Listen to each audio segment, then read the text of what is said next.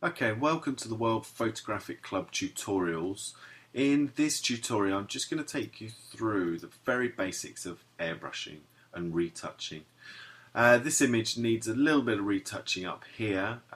We could have used a makeup artist, but depending on budget for shoots you might want to just do it on Photoshop. Now we're using CS6 here, but in all copies of Photoshop they've all had this clone stamp tool here. Why it's not called the airbrush I don't know, but this is the tool that you're after really. So click on this or Control Commands S on the keyboard. Now you'll get a little icon of a circle like this depending on what you've got set. Now changing the size is pretty much standard. You come up here and just change this bar. If you're doing a lot of it you might want to use the square bracket keys on the keyboard. Really quickly changes it. Rather than coming up here, finding that and doing it that way. Essentially what the clone tool is doing is it's cloning an area. So if we hold Alt on the keyboard, we get this target. And what that is you select the target you'd like to copy, clone or airbrush from. Click on it, and then when you move onto another area, it will show you what you're going to copy. So obviously that's what you do. You click there and that's your airbrush, so you can choose multiple areas and just keep copying them.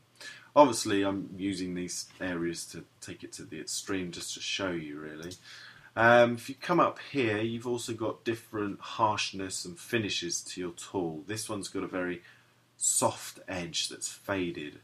Now if we click this one, this has got a very harsh concrete edge. So let's just zoom in.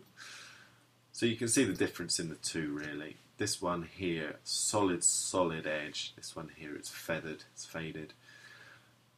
Obviously we don't want either of those there, so let's just get rid of that. And that's the cornerstone of the airbrush tool really. You can just copy and change areas in the image depending on how much time you want to put into it. With this image here we just want to take out a few of these marks really. So let's just drop that down in size. Choose the area that you want to copy from. Obviously with this we want a good area of skin like that. Also taking bags out from under the eyes.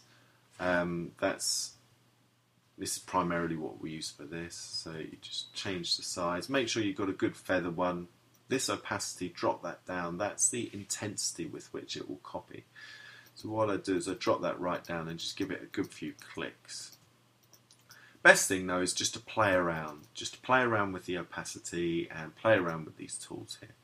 They're the two main ones that you need. The size change, the harshness of the edge and the opacity. Don't worry about the rest for the bit, while you're getting going. And that's it really. You can just start softening your images and taking out bits that a makeup artist could have done, or a good night's sleep, or a lot more water over the next few days, or whatever. So that's it. That's the basics of retouching.